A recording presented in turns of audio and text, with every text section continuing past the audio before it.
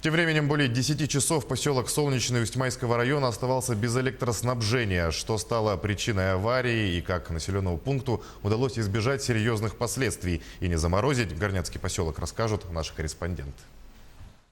Вечером 12 февраля произошло аварийное отключение электроэнергии на внутрипоселковой высоковольтной линии 10 киловольт поселка Солнечный. Сработала максимальная токовая защита на линии, по-видимому, из-за короткого замыкания. Причины замыкания сразу выяснить не удалось в течение 10 часов. Стала котельная, насосная, которая закачивала воду с реки Алахюнь до Солнечного. В результате аварии пострадало серьезное водоснабжение жилых домов и производственных объектов. Общими усилиями мы все-таки сохранили теплоснабжение поселку. Тепло подается во все дома, в социальную сферу. Проблема на сегодняшний день по разморозке водоснабжения. Это горячего водоснабжения и холодного водоснабжения.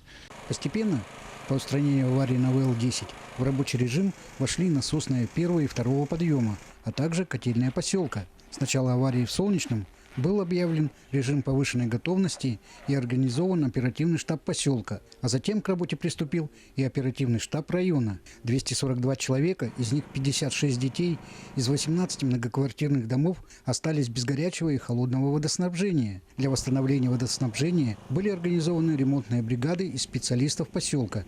К ним присоединились бригады из теплоэнергосервиса поселка Усть-Мая. В данный момент за нами закреплено 7 домов. 2 дома мы практически закончили. К вечеру мы, я думаю, 4 дома сделаем из запланированных. И завтра продолжим свои работы. Сформировано 6 ремонтных бригад по восстановлению горячего и холодного водоснабжения в количестве 25 человек. 6-я бригада состоит из добровольцев, жителей поселка Солнечного. Раньше они работали у нас в управляющей компании, то есть они специалисты. Задача их отогреть наши черемушки. Улица Октябрьская, 4 дома. По первому зову они пришли.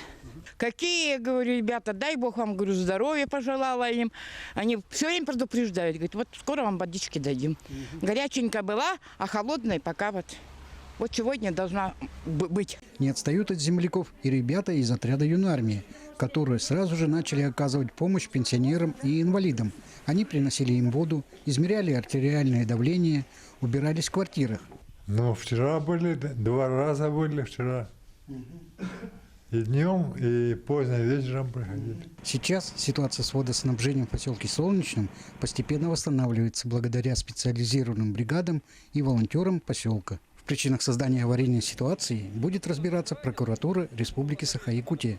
Юрий Таюрский, поселок Солнечный.